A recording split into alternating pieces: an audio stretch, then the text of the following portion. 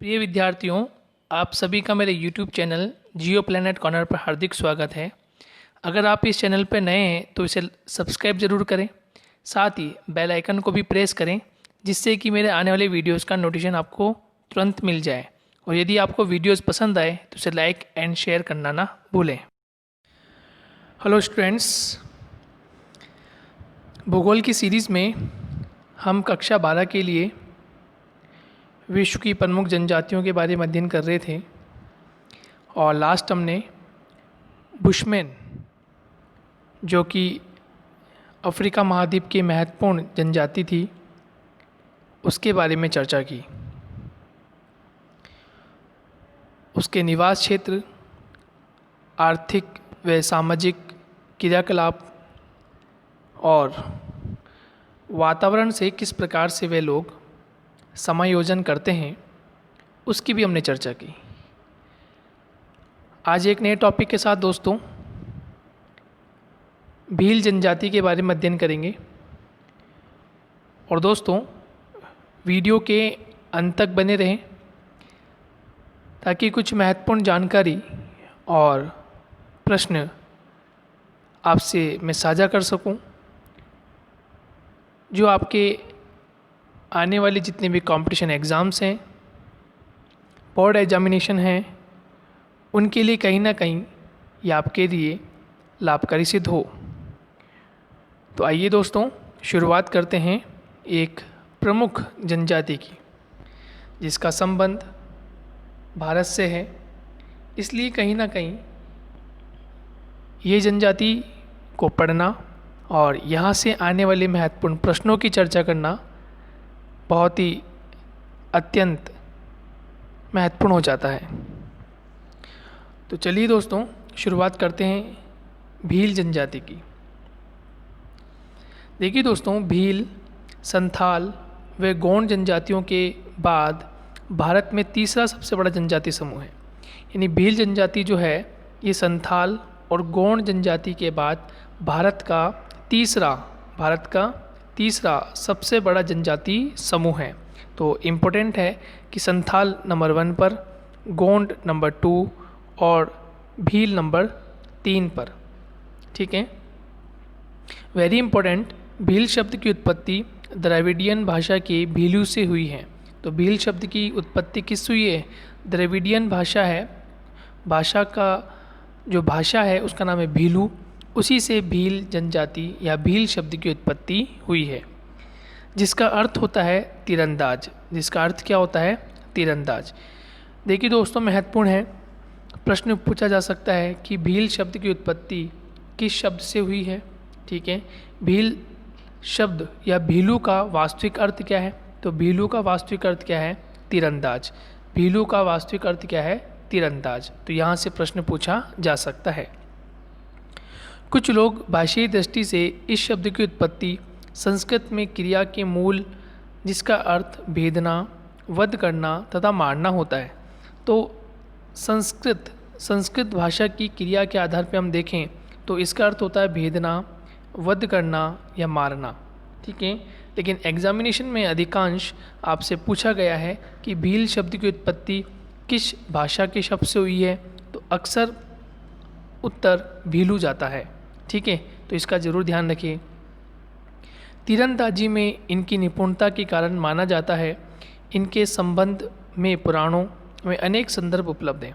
तो इनके संबंध यानी जो भील जनजाति हैं, इस भील जनजाति के संबंध में पुराणों में अनेक संदर्भ उपलब्ध हैं।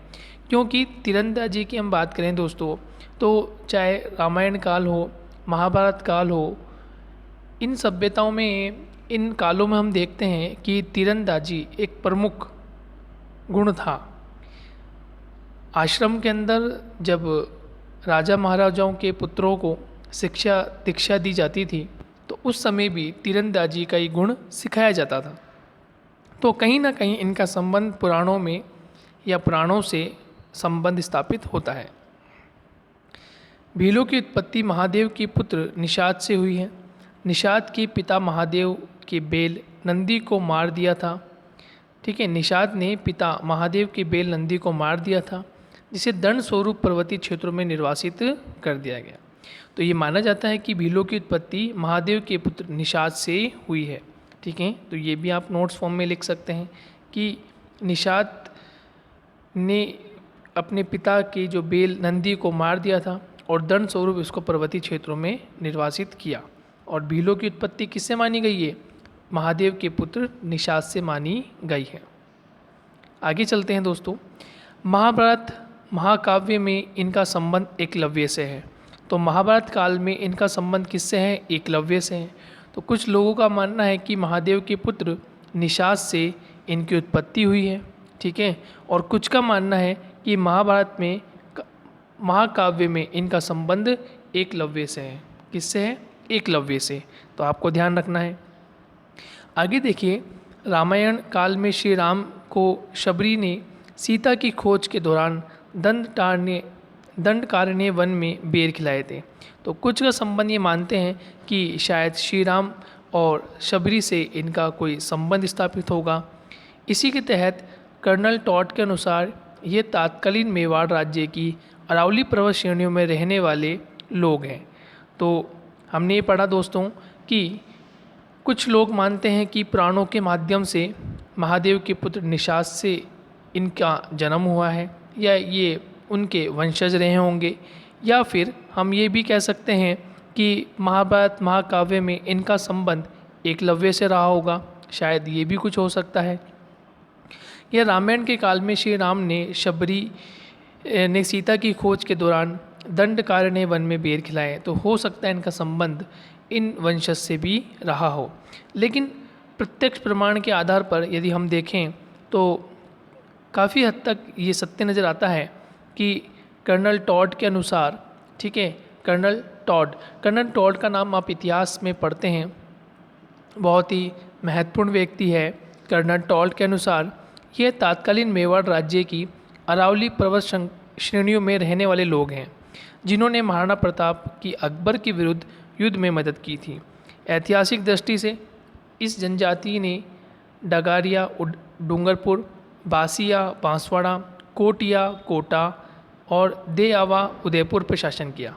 तो कर्नल टॉड के अनुसार, कर्नल टॉड कहते हैं कि वर्तमान में जो राजस्थान का दक्षिणवर्ती भाग है, जहाँ पर डूंगरपुर, बांसवाड़ा, कोटा इसके दक्षिणी पूर्वी क्षेत्र में आता है राजस्थान के, और उदयपुर, ठीक है, ये कुछ ऐसे रीजन हैं, ये कुछ ऐसे ज़िले हैं जहाँ भील जनजाति निवास करती है।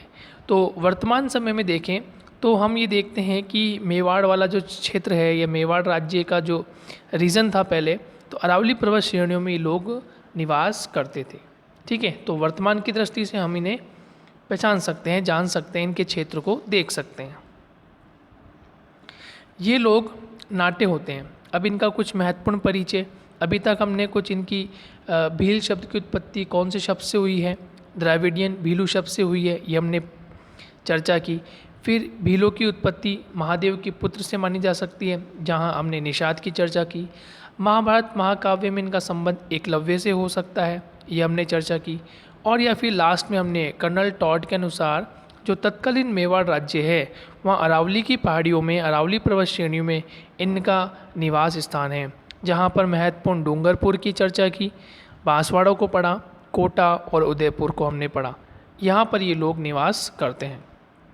अब इनके कुछ अन्य फैक्ट्स की चर्चा कर लेते हैं। ये लोग नाटे होते हैं, इनका रंग गहरा काला तथा नाक चौड़ी होती है, आँखें लाल, बाल रुखे, चबड़ा कुछ बाहर निकला हुआ होता है, इनका शरीर सुगठित व सुडौल होता है।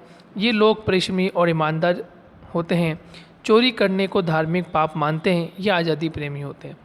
तो देखिए दोस्तों, हमने चाहे एक्सकिमो को पढ़ा हो, बुशमैन को पढ़ा हो, और अब हम भील को पढ़ रहे हैं, तो ये जनजातियाँ विशेष रूप से आज़ादी प्रेमी है। उसका एक कारण ये है कि ये पर्यावरण में निवास कर रहे हैं, ये खुले वातावरण में निवास कर रहे हैं, खुले वातावरण में अपना जीवन यापन करते हैं, खुले वातावरण में जो भी भोज्य सामग्री होती है उसको ग्रहण करते हैं।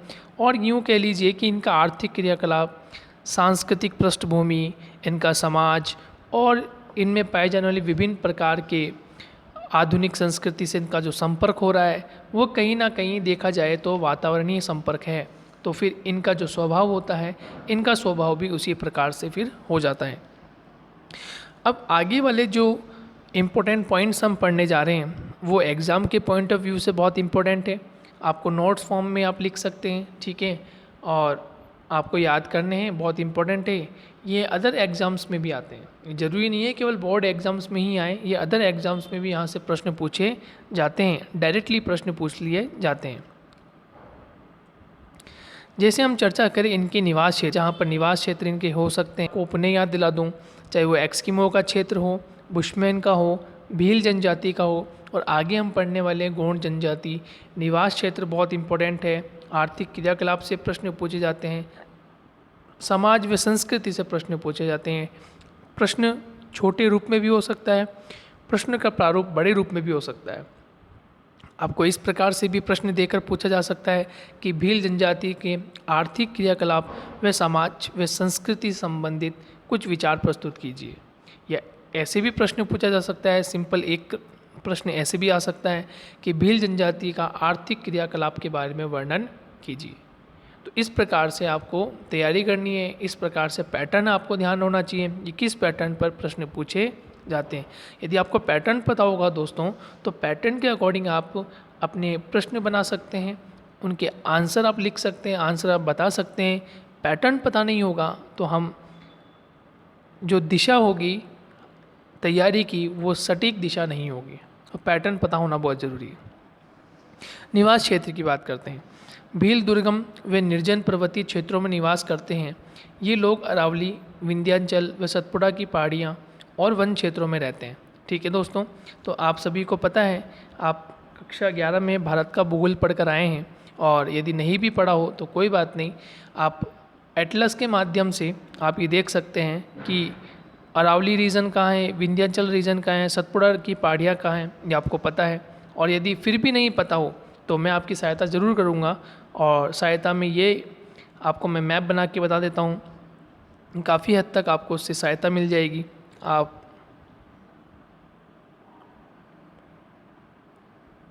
अब देखिए दोस्तों, कुछ इस तरह से इंडिया का मैंने ये मानचित्र बनाया, और यहाँ देखेंगे ये जो रीजन है ये आप अरावली को पढ़ते हैं। कौन सा रीजन है दोस्तों? अरावली। ये रीजन कौन सा पढ़ते हैं आप? अरावली रीजन पढ़ते हैं, ठीक है। तान के मध्यवर्ती भाग से निकलकर और फिर आगे तक चली जाती है। फिर आप पढ़ते हैं इस तरह से कुछ विंध्यन पर्वत श्रेणी को पढ़ते हैं आप, जिसका संबंध गुजरात और फिर मध्य प्रदेश से होता है।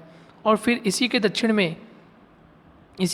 में आप एक पर्वत श्रृंखला और पढ़ते हैं जिसका नाम है सतपुड़ा। इसका नाम क्या है? सतपुड़ा। तो इसका संबंध भी कहाँ है? तो इसका संबंध भी एमपी से है, गुजरात से है। ठीक है दोस्तों, तो ये जो रीजन है, ये जो आपको रीजन देखने को मिला, ये अरावली है, ये विंध्याचल पर्वत श्रेणी है, ये सतपुड़ा पर्वत श्रेणी है। तो इनके घने जंगलों में, पर्वतीय क्षेत्रों में ये भील जनजाति निवास करती है, जो कि एक प्रकार से दुर्गम है, समतल भूमि नहीं है, ठीक है। आने जाने का जो रास्ता है वो सही नहीं है, निर्जन पर्वतीय क्षेत्र होता है।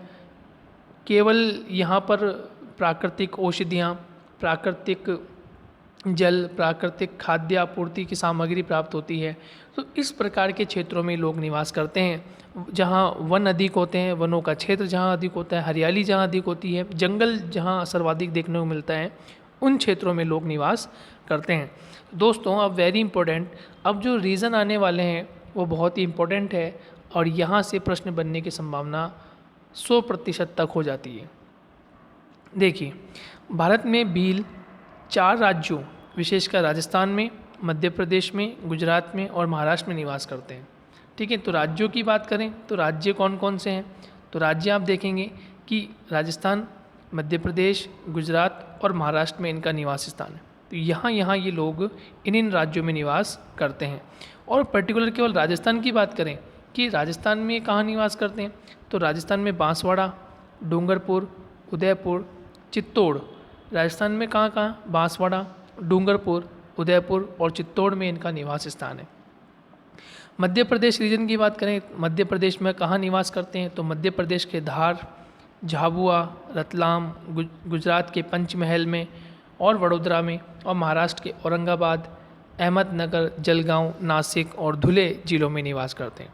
तो महत्वपूर्ण प्रश्न पूछा जा सकता है कि भील जनजाति का गुजरात में कौन कौन से स्थानों पर निवास करती है? तो गुजरात में कौन कौन सा स्थान आपको ध्यान होना चाहिए? पंचमहल है, वडोदरा है, ठीक है। आपसे प्रश्न पूछा सकता मध्य प्रदेश में कौन कौन सा रीजन है? तो धार है, झाबुआ है, रतलाम है। तो इस प्रकार से आपको 1 बाय 1 स्टेप्स में आपको लिखने हैं।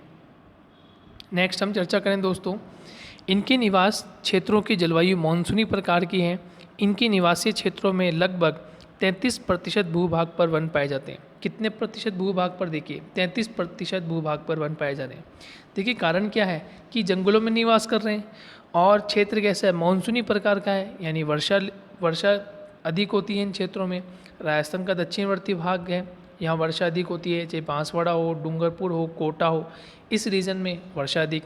एमपी वाला रीजन, यहाँ वर्षा अधिक होती है। गुजरात और महाराष्ट्र का रीजन, तो वर्षा अधिक।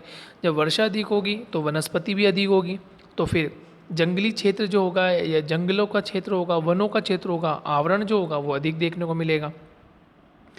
अनाच्छादित पहाड़ियाँ, अपर्दित मिट्टी व वनों की कटाई ने भीलों की बढ़ती जनसंख्या सामने अनेक समस्या खड़ी कर दी है।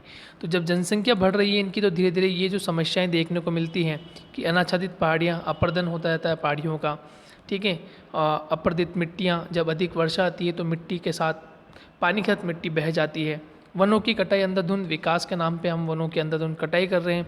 तो ऐसे समय में इनकी जो बढ़ती जनसंख्या है उनके सामने अनेक प्रकार की समस्याएं खड़ी कर दी गई। तो ये इनका निवास क्षेत्र है। निवास क्षेत्र से किस प्रकार से प्रश्न पूछे जाएंगे इसकी हमने चर्चा कर ली है। और इसका परिचय में हमने चर्चा की कि भील शब्द की उत्पत्ति किस भाषा से हुई है। भील शब्द की उत्पत्ति में अनेक हमने ये चीज़ें पढ़ी कि निषाद से हुई होगी, शायद महाभारत में एकलव्य है, और श्री राम या जो हमने पढ़ा इसमें शबरी, शायद उनसे इनका कोई संबंध हुआ होगा। और कर्नल टॉड ने कहा कि तत्कालीन मेवाड़ में जो राज्य हैं या अरावली पर्वत श्रेणियों में रहा करते थे, और महाराणा प्रताप की अकबर के विरुद्ध सेना जो थी उनमें इन्होंने मदद की। अब इन चर्चा करते हैं आर्थिक क्रियाकलाप कि इनका आर्थिक क्रियाकलाप कैसा है, इनकी एक्टिविटीज़ कौन कौन सी हैं जिसके माध्यम से ये अपना जीवन यापन संभव करते हैं। क्रियाकलाप की बात करें तो भील जो जनजाति हैं वे वनों और पहाड़ी प्रदेशों के एकांत प्रदेशों में निवास करने के कारण इनकी आजीविका का मुख्य जो आधार है, ठीक है, वो खाद्य संग्रहण, आखेट, आदिम कृषि व पशुपालन है। तो देखिए दोस्तों, इम्पोर्टेंट है, जितनी भी ये जनजातियाँ होती हैं, इन जनजातियों की विशेष क्वालिटी क्या होती है कि ये खाद्य संग्रहण पर काफ़ी निर्भर होते हैं, क्योंकि जंगलों में निवास करते हैं। और जब जंगलों में निवास करेंगे तो होगा क्या कि खाद्य संग्रहण की एक्टिविटी होती है, आखेट की गतिविधि करते हैं, आदिम कृषि करते हैं और पशुपालन करते हैं। देखिए आखेट क्या होता है? हंटिंग, इंग्लिश में बोलते हैं इसको हंटिंग, पशुओं को मारना, ठीक है, शिकार करना। आदिम कृषि किस प्रकार की होती है? जैसे स्थानित कृषि होती है, लेकिन स्थानित कृषि का थोड़ा विस्तृत रूप है आदिम कृषि। एक स्थान पर रहकर अपने उदरपूर्ति के लिए, भरण पोषण के लिए कुछ क्षेत्र में ये कृषि कार्य करते हैं। पशुपालन आप सब जानते ही हैं। खाद्य संग्रहण यानी पेड़ पौधों से, वनस्पतियों से फल फूल आदि जो वस्तुएं होती हैं उनको एकत्रित करना, कुछ को खा लेना और कुछ को बेच देना। इस प्रकार से इनकी आजीविका का मुख्य आधार ये बनता है। तो ये लोग वनों से विशेषकर स्त्रियां कंदमूल, फूल फल एवं पत्तियां एकत्रित करती हैं। जंगली पशुओं व पक्षियों के शिकार करते हैं। कृषि में खाद्यान्न, साग सब्जियां, चारे की फसलें पैदा करते हैं। भेड़ बकरी, गाय भैंस व कुक्कुट पालन करते हैं। तो ये क्या हुआ, ये इनकी कुछ बेसिक नीड्स, ठीक है, जो बेसिक नीड है जिस क्षेत्र में ये निवास कर रहे हैं वहीं पर ये उत्पन्न करते हैं। इस प्रकार की एक्टिविटी करते हैं। गाय भैंस को पालना है, ठीक है, भेड़ बकरी को पालना है, या जंगलों से जो भी फल फूल एकत्रित कर सकते हैं वो ये एक्टिविटी करते हैं। अब नेक्स्ट हम पढ़ते हैं आखेट। आखेट में ये कौन सी क्रिया कर रहे हैं, और ये महत्वपूर्ण अभी हम बात करेंगे कि इनकी जो कृषि वाला जो कार्य है, झूमिंग कृषि, उसको क्या नाम देते हैं। देखिए आखेट में जंगलों में तीर कमान से लोग जंगली पशुओं का शिकार करते हैं। अभी हमने चर्चा की आखेट में क्या होगा, शिकार करना ही होगा। तो जंगल में निवास करते हैं तो जंगली पशु होंगे, तो जंगली पशुओं का शिकार करते हैं। पुरुष तालाबों से मछली पकड़ने का कार्य भी करते हैं। पूर्व में ये महान शिकारी थे, लेकिन अब ये लोग कृषि भी करने लगे हैं। पैटर्न जैसे जैसे चेंज होता है, समय जैसे चेंज होता है, तो व्यक्ति की हैबिट, ठीक है, आदत भी बदलती जाती है। पहले जब मानव ने जन्म लिया इस पृथ्वी पर, तो उस समय उसका जीवन कुछ अलग था, वहाँ का वातावरण कुछ अलग था, उसकी परिस्थितियाँ अलग रही होगी, तो उसने उस तरह का क्रिया किया। लेकिन जिस तरह से ये समय आगे बढ़ता चला गया, मानव अन्य लोगों से मिलता रहा, समाजों से मिलता रहा, परिवारों से मिलता रहा, बनाता रहा, तो ये आगे की जैसे से बढ़ा, तो इसमें इसके बुद्धि में कुछ नई एक्टिविटी ने जन्म लिया, और जब नई एक्टिविटी ने जन्म लिया तो होता क्या है, फिर नई नई चीज़ें सामने आती रहती। पुरुष तालाबों से मछली पकड़ने का कार्य भी करते हैं। पूर्व में लोग क्या थे, महान शिकारी थे। लगभग 80% भील कृषि कार्य करने में लगे हैं। तो अब इन्होंने धीरे धीरे जो आखेट की जो क्रियाविधि है उसको काफ़ी हद तक कम किया है, और उसका स्थान इन्होंने किसको दे दिया, अब कृषि को दे दिया है। और देखिए अब महत्वपूर्ण बात आने वाली है, इसको आपको नोट्स फॉर्म में लिखना है, याद कर लेना है। पहाड़ी क्षेत्रों में झूमिंग कृषि, देखिए एक वर्ड आया झूमिंग कृषि। अब झूमिंग कृषि क्या होती है, इसको कमेंट बॉक्स में कमेंट करके आप मुझे बताएंगे कि झूमिंग कृषि क्या होती है, या झूमिंग कृषि किसका प्रारूप है। आप मुझे कमेंट बॉक्स में कमेंट करके बताएंगे कि झूमिंग कृषि क्या होती है। कृषि को चिमाता तथा मैदानी भाग में की जाने वाली कृषि को दजिया कहते हैं। तो अक्सर ये प्रश्न पूछा जाता है कि दजिया क्या है या चिमाता क्या है। तो चिमाता का संबंध किससे है, पहाड़ी क्षेत्रों में होने वाली झूमिंग कृषि से। क्लियर हो गया। जबकि दजिया कृषि का संबंध क्या है, मैदानी भागों में होने वाली कृषि से। तो यदि प्रश्न पूछा जाए आपसे कि दजिया कृषि क्या है या दजिया कृषि का संबंध किस जनजाति से है, ठीक है, और ये कहाँ की जाती है, तो किस जनजाति से है, तो आपका जवाब क्या होगा, भील जनजाति से है। और इसका संबंध किस प्रकार की कृषि से, तो मैदानी प्रकार की कृषि से। समझ में आ गया होगा। प्रश्न पूछा जाए कि चिमाता कृषि जो होती है किस जनजाति से होती है, तो आपका जवाब क्या होगा दोस्तों, भील जनजाति का इसका संबंध है। और चिमाता प्रकार की जो कृषि कार्य होता है ये पहाड़ी क्षेत्रों में होता है। कहाँ होता है, पहाड़ी क्षेत्रों में। इस प्रकार से प्रश्न पूछे जाते हैं। भोजन की चर्चा करें कि भोजन किस प्रकार से उपलब्ध करते हैं खुद के लिए। तो भोजन में वर्ष पर्यंत भीलों का मुख्य भोजन मक्का है। प्रिय भोजन क्या है, मक्का। उत्सवों में प्रति भोज के अवसरों पर चावल व लापसी बनती है। छाछ व आटे को उबालकर लगभग हर घर में राबड़ी बनाई जाती है। गेहूँ, चना, उड़द, मूंग व सब्जियां भी अब इनके भोजन में शामिल हो गए हैं। रीति रिवाज व परंपराओं के अनुसार भील मांसाहारी होते हैं। भील लोग महुआ से निर्मित मदिरा के अधिक अधिक सेवन करते हैं। वस्त्रों की बात करें तो देश की आज़ादी से पूर्व भीलों के वस्त्र बहुत कम होते थे। पुरुष छाल से बनाकर नेकर तथा स्त्रियां पेटीकोट पहनती थी। वर्तमान में पुरुष कमीज, धोती, साफा या पैंट शर्ट पहनने लगे हैं। स्त्रियां घाघरा, कांचली व लुगड़ी पहनती हैं। लड़के लंगोट पहनते हैं तथा लड़कियां घाघरी व ओढ़नी पहनती हैं। तो भील जनजाति जो है उनका जो वस्त्र है, वस्त्र का प्रारूप जो था वो पूर्व के समय में काफ़ी अलग था, लेकिन अब धीरे धीरे इन्होंने अपने पहनावे में बदलाव किया है। और आप देख सकते हैं कि एक महिला के द्वारा, जो कि भील जनजाति की महिला है, ये महिला के द्वारा पूरी पोशाक पहनी हुई है और जीवन कुछ इनका अब सामान्य हो चुका है पहले की तुलना में। भील चांदी, पीतल, जस्ता व निकल से बने आभूषण पहनते हैं। भील स्त्रियाँ अपने आप को लाख व कांच की चूड़ियों से सजाती है और संवारती है।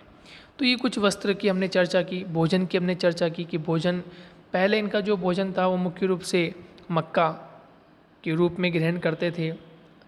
उत्सवों प्रति भोज जो होता था उसमें लापसी बनाकर ये भोजन ग्रहण करते थे। लेकिन समय के साथ साथ इन्होंने गेहूँ, चना, उड़द, मूंग आदि जो पौष्टिक आहार के रूप में इन्होंने सेवन करना प्रारंभ कर दिया। तो कुछ काफ़ी हद तक, यानी यूँ कह सकते हैं कि 70-80% जो सामान्य जीवन लोग जी रहे हैं उनसे इनका मेल जोल हुआ है। और वहाँ देखा है कि किस प्रकार से लोग जीते हैं, ये किस प्रकार से लोग वेशभूषा को धारण करते हैं, कौन से और किस प्रकार के आहार ग्रहण करते हैं।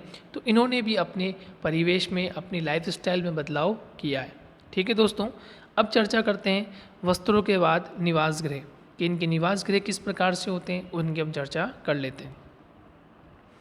देखिए निवास गृह, इनके घर प्रकीर्ण प्रकार के होते हैं, बिखरे बिखरे होते हैं।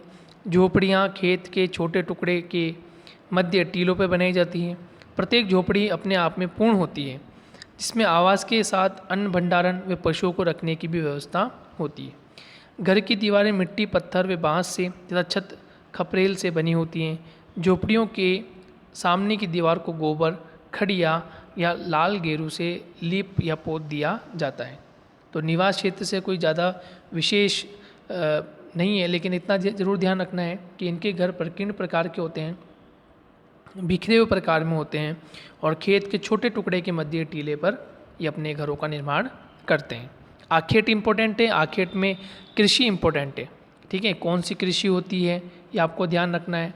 और इन्होंने अपने भोजन के रूप में पहले क्या भोजन था और अब ये किस प्रकार से अपने भोजन में परिवर्तित इन्होंने कर लिया है। ठीक है, निवास स्थान के बाद औजार व बर्तन की ओर चलते हैं कि औजार और बर्तन इनके किस प्रकार के हैं। औजार व बर्तन, धनुष, बाण, तलवार व खंजर इनके प्रमुख अस्त्र शस्त्र हैं। बाण दो प्रकार के होते हैं। देखिए, यहाँ से प्रश्न पूछा जा सकता है कि भील जनजाति के जो बाण होते हैं वो कितने प्रकार के होते हैं, ये जरूर ध्यान रखना है। तो दो प्रकार के होते हैं दोस्तों, इसको आप लिख लीजिएगा।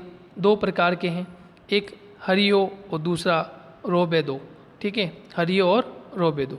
पक्षी को पकड़ने के लिए एक प्रकार का फंदा जिसे फटकिया कहा जाता है। तो इस पर भी प्रश्न पूछा जा सकता है कि फटकिया क्या है। तो पक्षियों को पकड़ने के लिए एक प्रकार का क्या है, ये फंदा है। ठीक है, एक प्रकार का क्या है, ये फंदा है। तो यहाँ से भी आपसे प्रश्न पूछा जा सकता है, ध्यान रखिएगा, इम्पोर्टेंट है। नेक्स्ट, संपन्न भील बंदूकों, संपन्न भील जो होते हैं वो बंदूकों का भी प्रयोग करने लगे हैं। भीलों के घरों में मिट्टी से बने बर्तन, मक्का पीसने की चक्की और बांस से बना पालना जरूर पाया जाता है। तो ये कुछ भीलों की आर्थिक क्रियाकलाप से संबंधित कुछ महत्वपूर्ण जानकारी आप लोग को मैंने उपलब्ध करवाई। प्रश्न किस तरह से बनेंगे वो वेरी इंपॉर्टेंट है। प्रश्न को लिखिएगा, समझिएगा, और जो मैंने अंडरलाइन या जो महत्वपूर्ण बातें मैंने आपको इस चैप्टर के माध्यम से समझाई वो भी आप अच्छे से पढ़ना है, अच्छे से नोट करना है, ताकि आने वाले एग्जाम्स में आपको किसी तरीके की कोई समस्या ना आए। नेक्स्ट, समाज और संस्कृति। इनका समाज, उनकी संस्कृति किस प्रकार की है, हम उसकी भी चर्चा करते हैं। भील अनेक पितृसत्तात्मक समूह व कुलों में संगठित हैं। प्रत्येक भील जो है वो पितृसत्तात्मक हैं। ठीक है, यानी पिता ही सर्वोपरि हैं। समूह व कुलों में संगठित हैं। प्रत्येक कुल के लोग अलग अलग गांवों में रहते हैं। प्रत्येक कुल का अपना अपना एक गण चिन्ह होता है। भील युवा हो या वृद्ध, उसकी पत्नी जरूर होती है, चाहे वह सामान्य विवाह से हो या भगाकर लाई गई हो। तो विवाह ही जरूर करते हैं, चाहे वो युवा हो या वो वृद्ध हो। इनमें बहुपत्नी प्रथा भी पाई जाती है। बहुपत्नी प्रथा मतलब समझ गए होंगे आप कि बहुपत्नी प्रथा मतलब एक से अनेक पत्नी रखने की इनमें प्रथा पाई जाती है। तो ये महत्वपूर्ण है। सामान्यतया विवाह का प्रस्ताव वर पक्ष की ओर से आता है। इसमें कन्या का मूल्य देना पड़ता है, जिसे दापा कहा जाता है। देखिए, बहुत ही महत्वपूर्ण प्रश्न आता है कि दापा किसे कहते हैं। आपसे प्रश्न पूछा जाएगा कि दापा किसे कहा जाता है, ये दापा का संबंध किस जनजाति से है, तो आप जवाब देंगे दापा का संबंध किस जनजाति से, भील से। लेकिन होता क्या है, तो इसमें कन्या का मूल्य देना पड़ता है। इसमें कन्या का मूल्य देना पड़ता है। जहाँ प्रश्न 1 मार्क्स का होता है, ठीक है, ये जनरल नॉलेज बेस्ड, यदि आप कंपटीशन फाइट करते हैं तो वहाँ पे भी इस प्रकार से प्रश्न पूछा जाता है। जनजातियाँ होती है फर्स्ट ग्रेड जैसे एग्ज़ाम में, सेकंड ग्रेड जैसे एग्ज़ाम में, कॉलेज लेक्चर जैसे एग्ज़ाम में। ये जो ज्योग्राफी हम जो पढ़ रहे हैं, ये ज्योग्राफी बिल्कुल बेसिक से लेकर हाई लेवल तक की ज्योग्राफी को हम डील कर रहे हैं, ताकि स्कूल स्तर के साथ साथ कंपटीशन लेवल में जो भी स्टूडेंट्स पेपर दे रहे हैं, फाइट कर रहे हैं कंपटीशन को, तो उनके लिए भी लाभकारी सिद्ध हो। तो देखिए दोस्तों, दापा क्या है।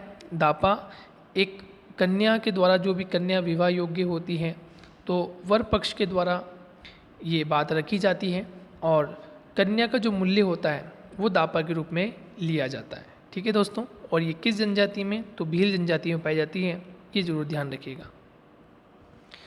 जो लड़के के पिता को देना होता है, एक होती है गोल घादेड़ो प्रथा के द्वारा कोई भी युवक शूरवीरता व साहस का कार्य दिखलाते हुए शादी हेतु युवती को चुनने का अधिकार प्राप्त करता है। तो ये भी एक इम्पोर्टेंट है। एक तो हो गया दापा किसे कहते हैं, एक होता है गोल, है ना, गोल गादेड़ो प्रथा। इसका अर्थ क्या हो गया कि शूरवीर जो युवक होता है वह साहस दिखाते हुए, कार्य दिखलाते हुए शादी हेतु युवती को चुनने का अधिकार प्राप्त करता है। यानी वो युवक क्या करता है, कोई शूरवीरता जैसा कार्य करता है, कोई साहस जैसा कार्य करता है और शादी हेतु युवती का चुनाव कर लेता है। तो दो तरह की प्रथा आपके इम्पोर्टेंट होगी, एक दापा प्रथा इम्पोर्टेंट होगी और एक शूरवीरता के साथ जो प्रथा यूज़ में आती है उसके गोल गादेड़ो प्रथा कहते हैं। आगे चलते हैं दोस्तों। ये प्रकृति पूजक हैं, ये कृषि यंत्रों व उपकरणों की भी पूजा करते हैं, क्योंकि अधिकांश भील कृषक है। अधिकांश भील कैसे हैं, कृषक, लेकिन इनका पहले जो जीवन था वो बिल्कुल अलग था, लेकिन समय के साथ साथ इन्होंने कृषि से संबंध स्थापित कर लिया, इसलिए अधिकांश, और हमारी चर्चा हुई थी तो लगभग 80% लोगों ने अब अपने पैटर्न को अपना लिया है और वो पैटर्न चेंज करके अब वो किस में आ गए, वो कृषि के क्षेत्र में आ गया। किस क्षेत्र में आ गए, कृषि के क्षेत्र में आ गए, कृषि कार्य करने में लोग लग गए। भीलों में बहुत से देवी देवताओं की पूजा की जाती है। कुछ लोग नाग देव को पूजते हैं, ये अंधविश्वास भी होते हैं तथा भूत प्रेतों में विश्वास करते हैं। ये मृतकों का दाह संस्कार करते हैं। अब देखिए दोस्तों, यहाँ पर भगवान की बात आई है, ईश्वर की बात आई है, देवी देवताओं की चर्चा हुई है, तो मैं आपसे एक प्रश्न पूछना चाहता हूँ कि एक ऐसी जनजाति हमने पढ़ी थी, वो मैं नाम नहीं बताऊँगा, लेकिन आपको ये बताना है कमेंट बॉक्स में कि वो कौन सी जनजाति है जो पूर्व के देवता वे पश्चिम के देवता में विश्वास करते हैं। जो पूर्व के देवता और पश्चिम के देवता में विश्वास करते हैं। तो आपको कमेंट बॉक्स में कमेंट करके बताना है दोस्तों, ऐसी कौन सी जनजाति हमने पढ़ी है अभी तक जिनके पूर्व में देवता और पश्चिम में देवताओं में विश्वास करते हैं, या उनको वे पूजते हैं, या उनकी वे पूजा अर्चना करते हैं। तो आपको बताना है कमेंट बॉक्स में कि ऐसी कौन सी जनजाति है जिनका संबंध पूर्व और पश्चिम के देवताओं से है। नेक्स्ट हम बात करते हैं कि होली व दिवाली महत्वपूर्ण पर्व है। लंबे समय तक होली माता के गीत गाते हैं। घूमर और गेर भीलों के प्रमुख नृत्य हैं। तो घूमर और गेर नृत्य जो होते हैं ये भीलों के क्या है, प्रमुख नृत्य, ये महत्वपूर्ण है। राजस्थान में सोम, जाखम व माही से बनी त्रिवेणी पर भीलों का प्रमुख बेणेश्वर मेला जनवरी फरवरी में लगता है। तो राजस्थान में सोम, जाखम और माही से बनी त्रिवेणी संगम होता है। 3 नदियां हैं दोस्तों, 3 नदियां हैं, माही नदी, और यहाँ से एक नदी आती है जिसका नाम है सोम नदी, और एक नदी आती है जाखम नदी, और जहाँ तीनों नदियाँ मिलती हैं वहाँ त्रिवेणी संगम होता है, वहाँ त्रिवेणी संगम होता है। तो आप मुझे कमेंट बॉक्स में कमेंट करके बताएंगे कि माही नदी का उद्गम कौन से राज्य से होता है। माही नदी का उद्गम कौन से राज्य से होता है। आप अच्छे से पढ़ चुके हैं इसके बारे में पहले भी कि माही नदी का उद्गम कौन से राज्य से होता है। आप मुझे कमेंट बॉक्स में कमेंट करके बताएंगे, और पहले जवाब कौन देता है ये भी आपको बताना है कि सबसे पहले कौन जवाब देता है। ये मेला शिव की आराधना हेतु लगता है। ये आग के चारों नृत्य करते हैं, वे गीत गाते हैं। रात्रि में लक्ष्मी नारायण के मंदिर में रास लीला का आनंद लेते हैं।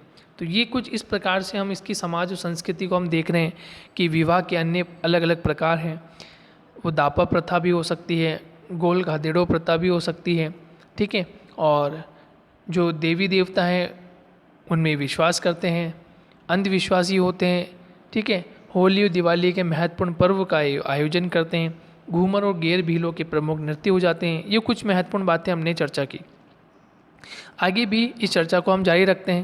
ये महत्वपूर्ण है चैप्टर, टॉपिक महत्वपूर्ण है। इस जनजाति में ढोल बजाकर आपातकालीन समय में भी एक सभी को एकत्रित करते हैं, ठीक है, और फायरे फायरे भीलों का रणघोष है। फायरे फायरे भीलों का क्या है, रणघोष। समस्त पाल का मुखिया गमेती कहलाता है। समस्त पाल जो समस्त एक पूरा ग्रुप होता है, इनका जो झुंड होता है, उस समस्त पाल का मुखिया गमेती कहलाता है, जो एक प्रकार से शासक होता है, और मार्गदर्शक को बोलावा कहते हैं। जो इनका मार्गदर्शक होता है उसको क्या कहते हैं, बोलावा, और जो समस्त पाल का मुखिया होता है उसको क्या कहते हैं, गमेती। क्या कहते हैं दोस्तों, गमेती। तो ये जहाँ टर्म्स आ रही है, ये जो छोटी टर्म्स आ रही है, गमेती, ठीक है, अभी नाम आया बुलावा, ठीक है, बोलावा, अभी ये टर्म्स आई, दापा, ठीक है, चिमाता, दजिया, ये जो ऐसी चीज़ें आ रही हैं बहुत महत्वपूर्ण है। यहाँ से डायरेक्टली प्रश्न पूछा जाता है दोस्तों, यहाँ से डायरेक्टली प्रश्न पूछा जाता है कि ये क्या है, तापा क्या है, चिमाता क्या है, ठीक है, दजिया क्या है, या फायरे फायरे गीत जो है वो किन का है, भीलों का रणघोष है। तो एकत्रित करने, ढोल बजाकर ये लोगों को एकत्रित करते हैं, ठीक है। समस्त पाल के मुखिया को क्या कहते हैं, कौन सी जनजाति में इनका संबंध है। तो ये बहुत महत्वपूर्ण है, ये प्रश्न डायरेक्टली पूछे जाते हैं, मैं आपको फिर बता रहा हूँ, ठीक है। ये कुछ महत्वपूर्ण बात हुई। और इनका आधुनिक संस्कृति संपर्क किस प्रकार का है, क्या ये आधुनिक संस्कृति का संबंध ये कर पाते हैं या नहीं, ये भी चर्चा कर लेते हैं। तो आधुनिक संस्कृति से इनका जो संपर्क है वो किस प्रकार से। तो वर्तमान में भीलों का संपर्क शहरी क्षेत्रों से होने के कारण ये चतुर और चालाक हो गए हैं। अब भील बाजार आधारित अर्थव्यवस्था की ओर अग्रसर हो रहे हैं। युवा वर्ग मेहनत मजदूरी करने लगे हैं और बाह्य संस्कृति के संपर्क में आने से इनके पहनावे, बोलचाल व रहन सहन में भी तेजी से बदलाव आ रहा है। सरकारें आदिवासी क्षेत्रों के प्रादेशिक विकास हेतु विद्यालय, चिकित्सालय तथा परिवहन, संचार, बैंकिंग की सुविधाएं उपलब्ध करवा रही। तो देखिए जैसे जैसे समय का बदलाव आता है तो ये लोग, और केवल ये लोग ही नहीं बल्कि सरकारें भी आधुनिकता की तरह इनको आगे की ओर लाती है ताकि इनका जीवन यापन आधुनिकता के साथ चलता रहे, ठीक है। तो सरकारें अपने स्तर पर विभिन्न प्रकार के कार्य करती हैं। विद्यालयों को खोलना हो, महाविद्यालयों को खोलना हो, चिकित्सालय जैसी सुविधाएं इनको उपलब्ध करवानी हो, परिवहन आने जाने के साधन उपलब्ध करवाने हो, संचार के साधन उपलब्ध करवाने हो, तो सरकार के द्वारा ये एक्टिविटी, ये कार्य किया जाता है जिनसे इनका संपर्क अपने क्षेत्र से तो है ही, साथ में बाहरी क्षेत्रों से, बाहरी संस्कृति से, बाहरी पहनावे से, ठीक है, बाहर किस प्रकार से परिवेश बना हुआ है उनसे भी इनका संपर्क हो ताकि लोग बाहर की तरफ आएँ और अपना जीवन यापन और अपने बच्चों के साथ, अपने बच्चों के उज्जवल भविष्य के लिए कुछ ना कुछ ऐसे अच्छे कार्य करें ताकि वह लोग भी इनकी तरह उसी क्षेत्र में निवास ना करके बाहरी क्षेत्र की तरफ आएँ और बाहरी क्षेत्र को देखें। तो ये सरकार का भी प्रयास होता है और अब ये लोग भी खुद भी आगे आने लगे हैं। सरकार कुटीर उद्योगों तथा वन व कृषि आधारित उद्योगों को बढ़ावा दे रही है ताकि इनका जो आजीविका है वो भी चल सके और इनके बनाए जो उत्पाद है वो बाहर भी बिक सकें, ठीक है, ये ज़रूरी है।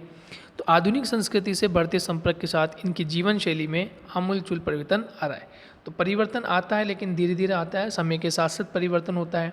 यदि ये लोग आगे बढ़ने का प्रयास करेंगे, सरकार इन्हें आगे बढ़ाने का प्रयास करेगी तो ये ज़रूर आगे की संस्कृति से, आगे के लोगों से, बाहरी परिवेश से इनका मेल जोल होगा और ये अपनी संस्कृति को आगे ले जा सकेंगे और दूसरों की संस्कृति से कुछ ना कुछ नया सीख सकेंगे।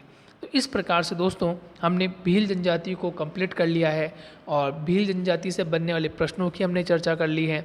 अब हम नेक्स्ट और अंतिम जो गोंड जनजाति उस पर हम चर्चा करेंगे। नेक्स्ट लेक्चर में मिलते हैं दोस्तों, जब तक के लिए धन्यवाद। आपको ये लेक्चर पसंद आया होगा। प्रश्न जो मैंने पूछे हैं उसका जवाब आपको देना है, कमेंट बॉक्स में आप कमेंट करके आप जवाब दें जिसके माध्यम से हम एनालिसिस कर सकें कि हम जो पढ़ा रहे हैं वो आपको सही दिशा में हम ज्ञान दे रहे हैं और आपकी तैयारी जो है वो सही दिशा में चल रही है। तो प्रश्नों का जवाब ज़रूर दें। मिलते हैं नए लेक्चर के साथ, जब तक के लिए दोस्तों धन्यवाद।